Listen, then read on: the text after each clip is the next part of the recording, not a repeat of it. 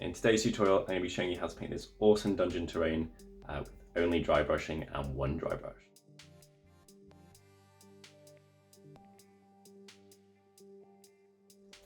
Welcome to another Artis Opus video. Check this out. So that was done 100% dry brushing.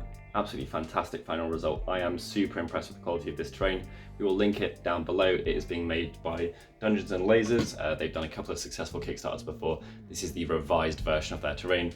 One of the amazing things about this is I was super impressed by this. It pins together, like no gluing required, like barely any clipping. Really, really impressive. And any of you modelers out there, particularly those bottom cobbles, they are amazing. Without further ado, let's jump in. 100% dry brushing. Let's go.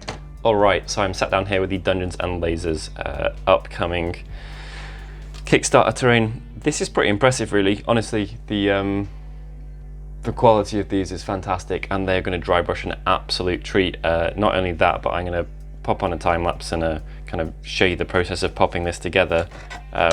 This is really, really smart. So you get these connectors, they connect the tiles together, and then they have a little cross hexy bit poking through, and you just press the walls into that. So you literally do not need glue, / it's modular, / it's flexible if you're a Dungeons and Dragons player.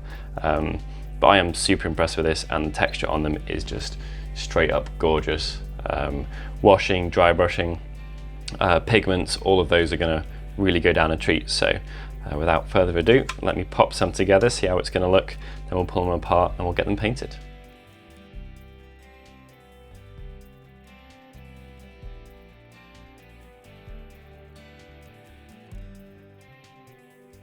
Alright, so that assembly was a doddle. This is really smart, super impressed by this. I would glue these together here if you're going to go for a fixed configuration, and really the only prep that I would say is 100% necessary is if you're trying to get a smooth result, is just to grab some type of you can use the side of a knife, scrape away the seal line from the mold, or as I've done, I've just grabbed a couple of sanding implements, being a block and some sponge sandpaper. You can use normal paper sandpaper though, and I've ran that across the top here just so we don't end up with a nasty line down the middle.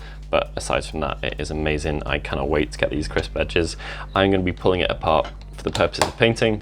That's going to make our lives a lot easier.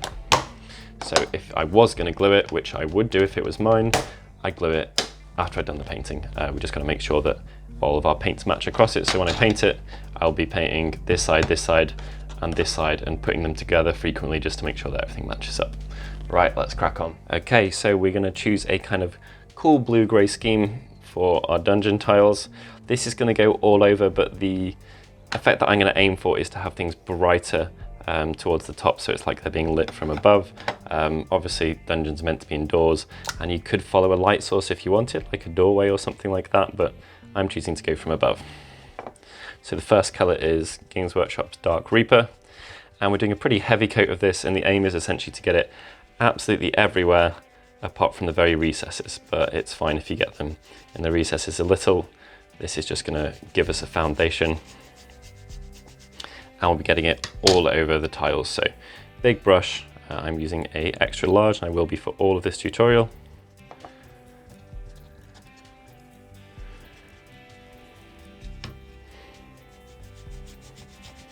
Lovely colour.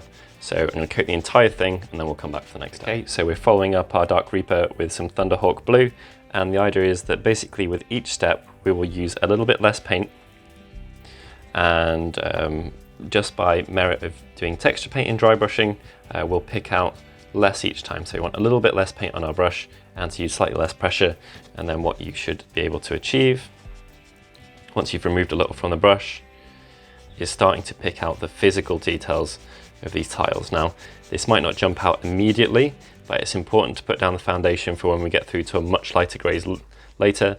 And the nice thing is that each one of these steps should get faster. So the first one takes a little while, and then the next one takes a bit less, the next one takes a bit less, the next one takes a bit less. And by the time you get to the final steps, especially given how bright the colors are, you're going to be making really fast progress and making it look absolutely awesome with barely any time at all. Okay, so moving swiftly on, our next stage is Russ Grey. This is quite a bit lighter than our previous color, as you can see when we put it on the palette next to it. So as I said in the previous step, we really want to make sure that we've worked quite a lot of it off our brush and that we're not going to make any nasty mistakes when we get to the model. So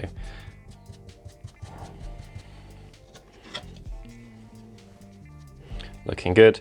Now I'm going to do kind of gentle buffing here, and this is the step where we're really going to see stuff get picked up more easily. So you'll feel like it's far easier than the previous steps, because it is. And as long as you've got the right amount of paint on the brush and you've got the right amount of pressure, you don't particularly have to be very careful here, especially given that we're doing this entirely with dry brushing and in buffing. It's just going to be texture based. There's no light source. Look at that. Absolutely magic. Looking great. These have incredible texture on them, especially the basing tile, which is my favorite because of the slightly sharper edges and stylings of the cobbles. This is really, really prime dry brushing territory. Okay, so the next stage we're going to be using Fenrisian Grey. Again, each of these is chosen carefully to be a solid step up in terms of colour from the previous one. So as you can see here, this is significantly brighter. So we've got a little bit on our palette here. You can see it standing out pretty nicely. Work it into the brush. Now, because we've got our previous colours on the brush, each time we work a colour in, we're going to slightly mute it and tie it in with our previous step. That's not an issue. If you do want to have each step look a bit sharper and a bit more distinct though, you can spend more time removing the previous layer off your brush. So as you were with the previous one, lightly buffing, and just like with the previous one, you can really see how much of a difference you can make quickly. We're not doing anything delicate here, we've just got the right amount of paint on the brush and we're letting the lovely texture do the work for us. With the walls for the stages like this, we've been working from the top. You can work in the same way if you like and just kind of do it generically like this. Or you can go from top down if you want to suggest light. We're kind of doing a little bit of a mixture of both. But either way, the texture is so obvious and clear on these that it'll get you a pretty similar result. Okay, so coming to a close now, this is looking really great. Look at that, that is brilliant. We have done nothing fancy there whatsoever and it's looking awesome. So we've got Ulthuan Grey here. This is a big step up. So this is I'd call this a finisher in terms of how we're going to approach the painting. As you can see on my texture palette, I just touch anything, and because it's so close to white, it instantly jumps out. So we're going to be taking a fair bit of care on this. Like I said, this is already looking awesome, but we can completely next level it just with a tiny touch of this Ulthuan Grey. So with this step, it's really worth taking your time because done right, it will benefit things hugely. Look at that, gorgeous texture. These are really, really well digitally sculpted. You can just tell that they've been designed for washing. And because they've been designed for washing with it in mind, with the nice raised edges, those all are, it's the same thing as being designed perfectly for dry brushing. So I'm gonna take my time here. I say take my time, it's happening so quick anyway that I'm just making sure that I don't rush it, but it's really adding up to no time at all. And I'm going to go through and make sure that these really, really have been given the beautiful treatment, because this is pretty much like going around every single stone with a brush and perfectly edge highlighting it, except you're practically doing it for free as far as effort and time is concerned. So you can reap the benefits if you're willing to put a little bit of effort in there. Looking phenomenal.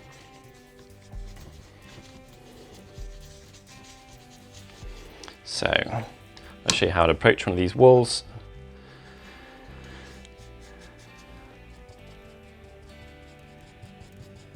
So like I said, if you're painting everything to be the same, be uniform, then you can absolutely use the buffing. I'm using a combination of top-down dry brushing to hit the raised lips and buffing too. It's just a matter of building up the layers, taking your time, making sure you remove any excess paint off the brush before you take it to the model, and going over it stage by stage. But this is looking absolutely brilliant, and when we pop these together, it's really going to tell a great tale in terms of narrative. Look at that. Right. For a final step, this is entirely optional. I'm using white scar for exactly the same reason that we used Ulthuan Grey before, just to catch these edges with something super crisp and super sharp. Look at that, that is amazing. That's been a doddle, been really easy. If you wanted to wash this, that would be a fantastic idea. Look really, really good, and you could do it maybe, I do it maybe 2 stages before the end. So before you put the Ulthuan Grey down, before you'd put the white scar down, and all of these kind of, these nice recessed pools in the cobbles, you could get some really lovely colours down doing them. And you could even use alternating colours to suggest that the stones were cut from a different type of rock. All right, we are done. So I'll put a little bit of white on the rest of these. We'll pop it together, and that's that. I am genuinely super impressed with this. This is phenomenal, particularly the base. The shape of the rocks there is great, and I'm not a D&D player myself, but the fact that this is modular, that it barely requires any assembly, is super cool, and I just think the overall effect is absolutely brilliant. All right, so from Chaos Black spray, using one brush, handful of paints, that looks absolutely brilliant. If you wanted to put some OSL on here, so if you wanted to put a little torch in the corner or have light coming through a doorway or something, that would really add a lot of narrative to it. And if you wanted to do some streaking, rusting on the walls, or you wanted to put some effects on the bottom, or some pigments or some earth or something like that, that would look brilliant too. I'm really impressed by this. That's genuinely surprisingly, that is super crisp quality plastic casting there, and it's a joy to assemble as well, and it's super modular. So yeah, massively impressed, really enjoyed that, and I might even try doing something fancy myself on it in the near future, maybe with a couple of torches or something on the walls, because I think that would look brilliant. So we'll pop a link down below. Guys, if you've enjoyed this video, please let us know, and if you'd like to subscribe to the channel, then you can stay tuned for any future content we come out with. If you want to see anything specific, pop that down below. We take all of the suggestions on board, and any of them that are requested highly work their way up our list for our priorities for future filming. So thank you very much. I'll catch you soon.